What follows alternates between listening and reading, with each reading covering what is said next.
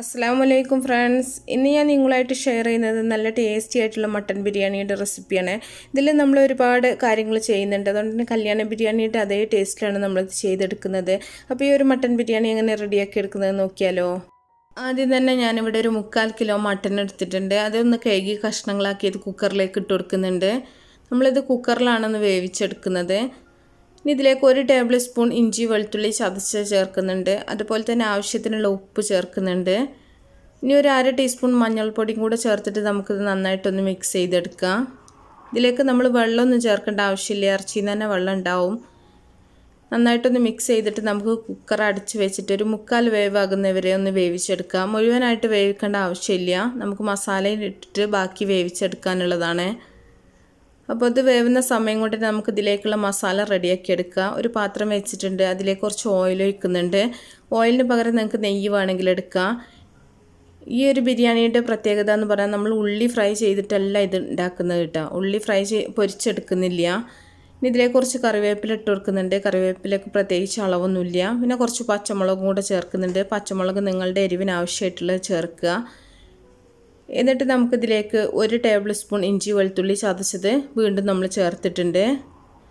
അപ്പോൾ നമ്മൾ നേരത്തെ ഇറച്ചിയിൽ ചേർത്തിട്ടുണ്ട്. മൊത്തം 2 ടേബിൾ സ്പൂണാണ് ഇഞ്ചി വെളുത്തുള്ളി ചതച്ചത് വേണ്ടത്. ഇനി ഇതിൻ്റെ ഒരു പച്ചമണം മാറുന്ന വരെ നമുക്കൊന്ന് മീഡിയം ഫ്ലെയിമിലിട്ടിട്ടൊന്ന് വഴറ്റി കൊടുക്കാം. ഇതൊന്ന് വഴന്ന് വരുന്ന സമയത്താണ് നമ്മൾ ഇതിലേക്ക് ഉള്ളി അരിഞ്ഞത് ചേർക്കുന്നത്. ഞാനൊരു മീഡിയം സൈസ് ഉള്ളിയാണ് എടുത്തിട്ടുള്ളത്. ഒരു 4 ഉള്ളി എടുത്തിട്ടുണ്ട്, ഈ ഒരു സൈസിലുള്ളത്. എന്നിട്ട് നമുക്കിത് നന്നായിട്ടൊന്ന് വഴറ്റി കൊടുക്കാം. അപ്പം 1 കിലോ മട്ടനാണെന്നുണ്ടെങ്കിൽ ഒരു 5 ഉള്ളി നമുക്കെടുക്കാം. അപ്പോൾ ഇതൊരു 3/4 കിലോ ആയതുകൊണ്ട് തന്നെ ഇത്രയും സൈസിൽ ഒരു 4 ഉള്ളി മതി. ഇതൊന്ന് വഴന്ന് വരുന്ന സമയത്ത് നമുക്കിതിലേക്ക് തക്കാളി ചേർത്ത് കൊടുക്കാം. അപ്പോൾ നമ്മുടെ ഉള്ളി വഴന്ന് വന്നിട്ടുണ്ട്. ഒരുപാട് ബ്രൗൺ കളർ ആവേണ്ട ആവശ്യമൊന്നുമില്ല. ഈ ഒരു സമയത്ത് നമ്മൾ 2 തക്കാളി അരിഞ്ഞത് ചേർത്തിട്ടുണ്ട്. കുറച്ച് വലിയ തക്കാളി തന്നെയാണ് ഞാൻ എടുത്തിട്ടുണ്ടായിരുന്നത്. ചെറിയ തക്കാളി ആണെങ്കിൽ ഒരു 3 തക്കാളി വരെ നമുക്ക് ചേർക്കാം. തക്കാളിയും കൂടെ ചേർത്തിട്ട് നന്നായിട്ടൊന്ന് വഴറ്റി കൊടുക്കുന്നുണ്ട്. ഈ ഒരു സമയത്ത് തന്നെ നമുക്ക് ചോറിന് വെള്ളം വെച്ചിട്ടുണ്ടായിരുന്നു. അതിലേക്ക് 2 ബേ ലീഫ്, അതുപോലെ ഒരു കഷ്ണം പട്ട, ഒരു 3 ഏലക്ക, 3 ഗ്രാമ്പും കൂടെ ചേർത്തിട്ടുണ്ട്. എന്നിട്ട് ആവശ്യത്തിനുള്ള ഉപ്പും കൂടെ ചേർക്കുക. പിന്നെ ഒരു 1/2 ലെമണും കൂടെ നമ്മൾ പിഴിഞ്ഞൊഴിക്കുന്നുണ്ട്. നമ്മൾ ചോറ് തിളപ്പിച്ച് ഊറ്റിയെടുക്കുകയാണ് ചെയ്യുന്നത്. അപ്പോൾ നമ്മുടെ തക്കാളിയൊക്കെ ഇവിടെ വഴന്ന് വന്നിട്ടുണ്ട്. ഇതിലേക്ക് നമുക്ക് ഒരു 1.5 ടേബിൾ സ്പൂൺ ബിരിയാണി മസാല ചേർത്ത് കൊടുക്കുക. ബിരിയാണി മസാലയുടെ റെസിപ്പി ഞാൻ നേരത്തെ അപ്ലോഡ് ചെയ്തിട്ടുണ്ട്, അപ്പോൾ കാണാത്തവരുണ്ടെങ്കിൽ കണ്ടു നോക്കുക. ഇനി ആവശ്യത്തിനുള്ള കുരുമുളക് പൊടിയും കൂടെ നമുക്ക് ചേർത്ത് കൊടുക്കുക. കുരുമുളക് പൊടിക്ക് പ്രത്യേകിച്ച് അളവൊന്നുമില്ല, കൂടുതൽ വേണമെന്നുണ്ടെങ്കിൽ കൂടുതലായിട്ട് ചേർക്കുക. എന്നിട്ട് നന്നായിട്ടൊന്ന് ഇളക്കി മിക്സ് ചെയ്യാം. ഇനി ഇതിലേക്ക് നമ്മൾ ഒരു 3 ടേബിൾ സ്പൂൺ തൈരാണ് ചേർക്കുന്നത്. തൈര് പുളിപ്പിനനുസരിച്ച് വേണം ചേർത്ത് കൊടുക്കാനായിട്ട്. അധികം പുളിപ്പില്ലാത്തതുകൊണ്ട് തന്നെ 3 ടേബിൾ സ്പൂൺ നിറയെ എടുത്തിട്ടുണ്ട് ഞാൻ. തൈരും കൂടെ ചേർത്തിട്ട് നമ്മൾ ഒന്നും കൂടെ ഒന്ന് മിക്സ് ചെയ്തെടുക്കുന്നുണ്ട്. അപ്പോൾ നല്ല എരിവ് ഇട്ടുകൊടുക്കുന്നവരാണെന്നുണ്ടെങ്കിൽ നന്നായിട്ട് തന്നെ നിങ്ങൾക്ക് കുറച്ചും കൂടെയൊക്കെ പുളി ആവശ്യമായിട്ട് വരും. എരിവും പുളിയും കൂടെ ബാലൻസായി കിട്ടണം. ഞാനിവിടെ വളരെ കുറഞ്ഞ എരിവിലാണ് ചെയ്യുന്നത്, അതുകൊണ്ട് ഒരു 3 ടേബിൾ സ്പൂൺ തൈര് മതി. ഇനി ഇതിലേക്ക് നമ്മൾ വേവിച്ച് വെച്ചിട്ടുള്ള മട്ടനാണ്, അതിൻ്റെ ആ ഒരു ഗ്രേവിയോട് കൂടി തന്നെ നമ്മൾ ഒഴിച്ചു കൊടുക്കുക. വെള്ളം ഒഴിവാക്കിയിട്ട് നിങ്ങൾ അതിൻ്റെ ആ ഒരു പീസ് മാത്രമായിട്ട് എടുക്കരുത്. ആ ഒരു വെള്ളത്തിലാവും ഈ ഒരു മട്ടൻ്റെ എല്ലാ ഫ്ലേവറും. അപ്പോൾ വെള്ളത്തോട് കൂടി തന്നെ ഒഴിച്ചു കൊടുക്കുക.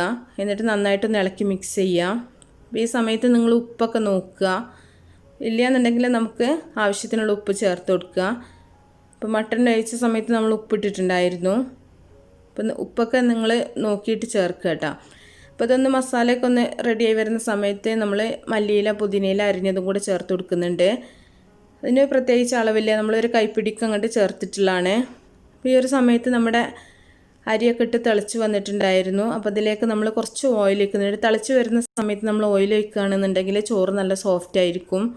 അപ്പോൾ ആ ഒരു സമയത്ത് കുറച്ച് ഓയിൽ ഒഴിച്ചിട്ട് എടുക്കുക. അപ്പോൾ ഇതും തന്നെ നമ്മൾ മുഴുവനായിട്ട് വേവിക്കരുത്, ഒരു 3/4 ഭാഗത്തോളം വെന്തിട്ടിയാൽ മാത്രം മതി. നമ്മൾ ദം ചെയ്യുമ്പോൾ ബാക്കി വെന്തോളും. അപ്പോൾ നമ്മുടെ മസാലയൊക്കെ ഇവിടെ റെഡി ആയിട്ടുണ്ട്. അപ്പോൾ ഇതിൽ ഞാൻ മസാലയിൽ കുറച്ച് ചെറുനാരങ്ങ നീരും കൂടെ ഒഴിച്ചിട്ടുണ്ടായിരുന്നു. ഇനി നമ്മൾ തിളപ്പിച്ച് ഊറ്റി എടുത്തിട്ടുള്ള ചോറ് ഇതിൻ്റെ മുകളിലായിട്ട് ഇട്ടിട്ട് ഒന്ന് ലെയർ ചെയ്തെടുക്കുകയാണ് ചെയ്യുന്നത്. അപ്പോൾ നാരങ്ങ നീര് ഒഴിച്ച് റെക്കോർഡാവാതെ പോയതാണ്. അപ്പോൾ നമ്മളിതിൽ മുകളിലിടാനായിട്ട് കുറച്ച് അണ്ടിപ്പരിപ്പ്, മുന്തിരി, അതുപോലെ ക്യാരറ്റ് അരിഞ്ഞത്, അതുപോലെ മല്ലിയില, പുതിനയില എല്ലാം കൂടെ ഒന്ന് നെയ്യിലൊന്ന് ഫ്രൈ ചെയ്തെടുത്തിട്ടുണ്ടായിരുന്നു. അതാണ് ഇതിൻ്റെ മുകളിൽ ഇട്ട് കൊടുക്കുന്നത്. ഇനി കുറച്ച് ഗരം മസാല കൂടെ നമ്മളിതിൻ്റെ മുകളിലായിട്ട് ഇട്ട് കൊടുക്കുന്നുണ്ട്. അപ്പോൾ ഇതിൽ നമ്മൾ ഉള്ളി ഫ്രൈ ചെയ്തത് ചേർക്കണില്ല കേട്ടോ. അതാണ് അതിൻ്റെ ഒരു പ്രത്യേക ടേസ്റ്റാണ് ഈ ഒരു ബിരിയാണിക്ക്. ഇപ്പോൾ ബാക്കിയുള്ള റൈസും നമുക്ക് ഇതുപോലെ തന്നെ ഓരോ ലെയറുകളാക്കി ഇട്ടെടുക്കാം. അതിൻ്റെയൊക്കെ ഓരോ ലെയറിലും നമുക്ക് അണ്ടിപ്പരിപ്പ്, മുന്തിരി, ക്യാരറ്റ് ഇതെല്ലാം കൂടെ ഫ്രൈ ചെയ്തത് ഒന്ന് ലെയർ ചെയ്ത് കൊടുക്കുക. സാധാരണ നമ്മൾ ബിരിയാണി ലെയർ ചെയ്യുന്ന പോലെ തന്നെ. ഇതെല്ലാം കഴിഞ്ഞതിന് ശേഷം നിങ്ങൾക്ക് എക്സ്ട്രാ നെയ്യ് ഒഴിക്കണം എന്നുണ്ടെങ്കിൽ കുറച്ചും കൂടെ നെയ്യൊക്കെ ഒഴിച്ചിട്ട് ദം ചെയ്തെടുത്താൽ മതി. ഇപ്പോൾ മട്ടൺ ആയതുകൊണ്ട് തന്നെ ഒരുപാട് നെയ്യൊക്കെ ഒഴിക്കുകയാണെങ്കിൽ കുറച്ച് ശ്രദ്ധിച്ചിട്ട് ഒഴിക്കുക. എന്നിട്ട് നമ്മളിത് അടച്ചു വെച്ചിട്ട് ഒരു 20 മിനിറ്റോളം ചെറിയ തീയിലിട്ടിട്ട് നമ്മൾ ദം ചെയ്തെടുത്തിട്ടുള്ള ബിരിയാണിയാണ്. അപ്പോൾ നമ്മുടെ മട്ടൺ ബിരിയാണി ഇവിടെ റെഡി ആയിട്ടുണ്ട്. ഇനി നമുക്കിതൊന്ന് സെർവ് ചെയ്യാം. അപ്പോൾ ചോറ് മാത്രം നമുക്ക് ആദ്യം ഒന്ന് മിക്സ് ചെയ്തിട്ട് ഒരു പാത്രത്തിലേക്ക് മാറ്റിയിട്ടൊന്ന് നന്നായിട്ടൊന്ന് ഇളക്കി മിക്സ് ചെയ്തിട്ട് നമുക്കിത് സെർവ് ചെയ്യാം.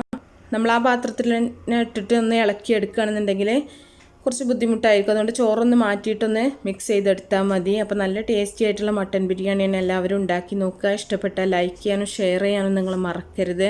അപ്പോൾ നല്ല നല്ല റെസിപ്പികളൊക്കെ ആയിട്ട് ഇൻഷാ അല്ലാഹ് നമുക്ക് അടുത്തൊരു വീഡിയോയിൽ കാണാം. ഓക്കേ.